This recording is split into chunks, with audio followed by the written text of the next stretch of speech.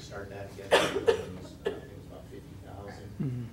So operationally, $50,000 in your 2011 budget proposed general street and fire is that annual cost into that fund. Whether that is going to be the accurate amount, I don't want us to get too attached to that number. It's a very preliminary estimate. We will be able to discuss that in a more informed way as we move forward. There's a few other factors we got to consider, because with rolling stock too, we'll be selling vehicles as well that will go back into this fund to pay for. So we'll be analyzing that replacement costs, go back to this fund to help contribute to yours as well. So is there any consideration for, well, let me just back up here for a second and give you the background to my thought. If we budget for what we expect to have the yearly contribution in 12, 13, 14, and 15, if we budget for that for this year as well, the 2011 budget, I think that might give us a better sense for how much impact that's going to give us. If we don't, it's making the assumption that we're going to have more revenue in 2011, or should say, the economy will continue to improve and we'll have more revenue to play around with. So have we considered that idea at all? Well, I think you hit the challenge there in the economic times that we're in. It's challenging for us when we're constrained to introduce a new type of expenditure into our operating budget. So we're absorbing that new type of expenditure at the same time that we are constraining generally. So it is a challenge. We're not necessarily assuming that 12 and 13 and beyond are going to become robust in terms of general fund revenues. Indications are it's going to take a little time. But we're going to work hard on trying to nail down exactly what that investment needs to be each year and try to make that a priority in terms of our budget that we present. I think that's one of the things that we struggle with a little bit as we go into this, that while the concept of ER&R funds and funding those is not new whatsoever, it's somewhat new to the city of Washougal. And I think the department heads have been fairly conservative and fairly kind in what they've requested as far as vehicles and equipment that are more what Trevor likes to call mission critical out there. I'll be very surprised if we're not anticipating something closer to $100,000 a year for the next 2 or 3 years, if not beyond that, in actual replacement costs of vehicles.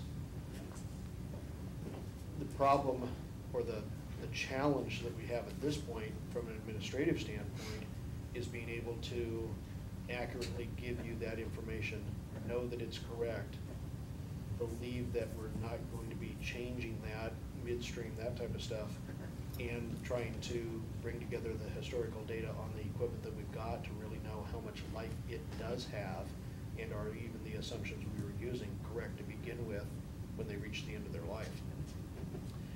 It's an easier thing, if we assume, Chief, not counting 1 or 2 of the non-patrol cars, what's your newest vehicle you've got on the line?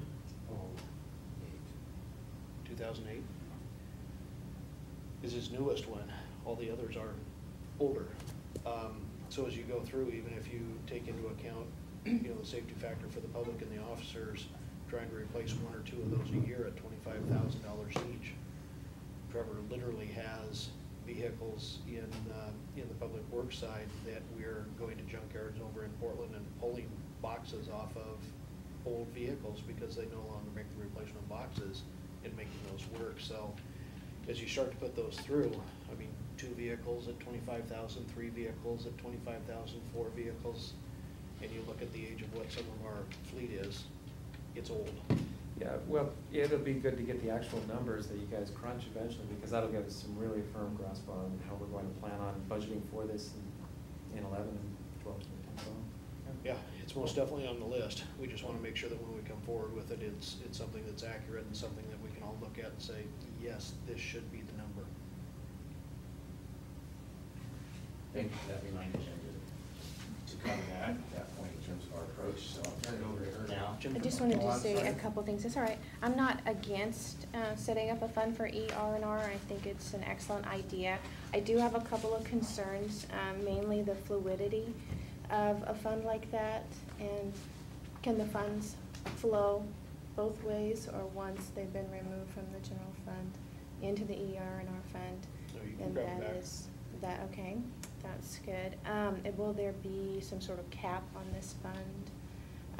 Say we have a year that we don't need to buy 4 or 5 vehicles. And this, and when you say vehicles and rolling stock, you mean from different departments.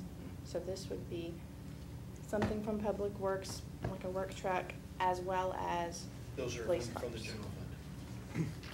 So it's street crew equipment, Mhm. trucks and related equipment, parks, Mhm. police, Okay. inspection, Fire. but there'll be similar type of fund in the enterprise fund, water, sewer, storm, because it's the same issue in those funds as well.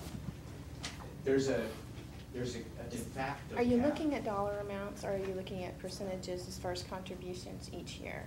It's a depreciation-based Mhm. sinking fund, I guess is a colloquialism to use. So if you have an asset, say we only had one asset that we ever needed to replace, and it's a 5-year depreciation. So we say by policy, every 5 years we replace that asset. Mhm. What is the cost of that? It assumes you already have one, so we're seeding that with reserves, but then you take the estimated cost to replace it at 5 years, you depreciate that, and then you make sometimes level payments, others not level. You make payments over those 5 years, boom, then you replace that. So if you only had one asset, it would grow until its cap, which would be whatever that replacement cost would be at its 5-year point, and it would go to next to nothing, and then it would grow again to a new cap, which would be the replacement cost of that asset in the next 5 years, and so on and so forth. But the number of vehicles that we have is enough that at any given time, you may be in the first year of a 20-year cycle for a piece of heavy equipment, but in the 5th year of a 5-year cycle for a pickup truck, and the 8th year of a 10-year cycle for maybe a smaller piece of equipment. And so it's by asset, and you can identify each asset and how it's tied to each asset. And the same thing for desktops and laptops, and I think where the expense can be controlled a little bit is on how long you're going to depreciate it. Whether you buy a new truck every year, you buy a new desktop every year, no, but should it be every 5 years, or should it be every 3 years, or 4 years? And I think some communities have begun to stretch out their depreciation schedules on some of the computer equipment. I can remember a time when 3 years was kind of going. At 3 years, you were considered to be obsolete. Now maybe it's 5, just because you can't afford it. There may be some key equipment